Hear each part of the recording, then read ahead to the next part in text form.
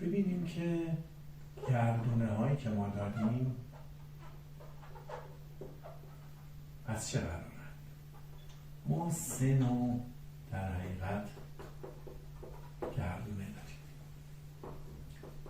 گردونه عقل که شامل اعداد 3 6 9، گردونه عاطفی که شامل اعداد 2 5 7 و گردونه ثروت یا همون پول که شامل اعداد 1 4 8.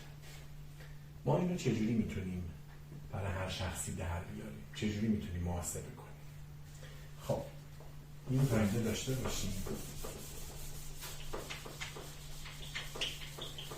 پس ما 3 نوع گردونه داریم.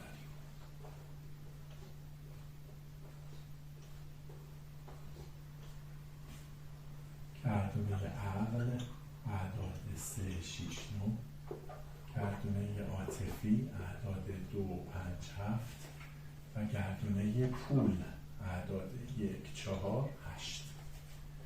گفتیم شخصی متولد 30 فروردین 1360 میشه معادل 19 4 1981. خب ببینیم چجوری میتونیم محاسبه کنیم.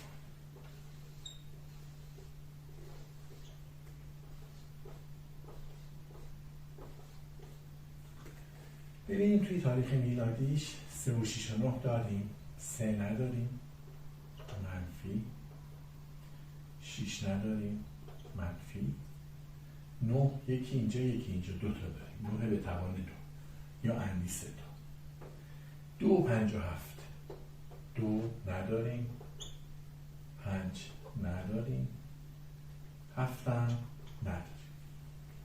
1 و 4 و 8 1 1 2 3 تا داریم، 1 به توان 3 4 یه دونه داریم، 8 هم یه دونه داریم.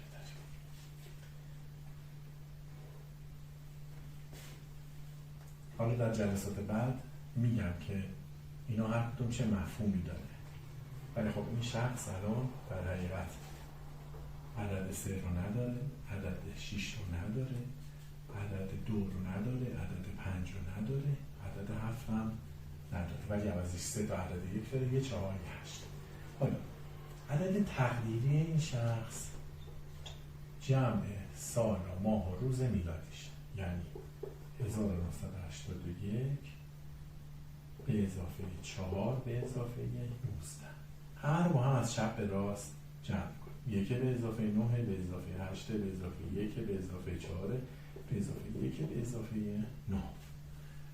1 و 9 10 10 و 8 18 18 و 1 19 19 و 4 23 23 هم با این 10 33. چون باید به عدد تقدیری به یه عدد تکراری برسیم، دوباره 33 هم که با هم جمع کنیم 3 و 3 میشه 6. اینجا عدد تقدیری 6 رو از اینجا به دست آوردیم، پس میتونیم وارد گردونه بکنیم. پس 6 رو داره. تا اینجا گردونه عاطفی شخص خالیه، صفره. گردونه ثروتش، گردونه پول پره و گردونه در حقیقت عقلم بهش میگن گردونه مؤثر. یه گردونه که از 3 تا عدد 2 تا عدد داره، حالا یه عددش هم اندیس داره، توان 2 داره. که در ویدیوهای بعدی توضیح میدیم که اینا هر کدوم چه مفهومی داره و چه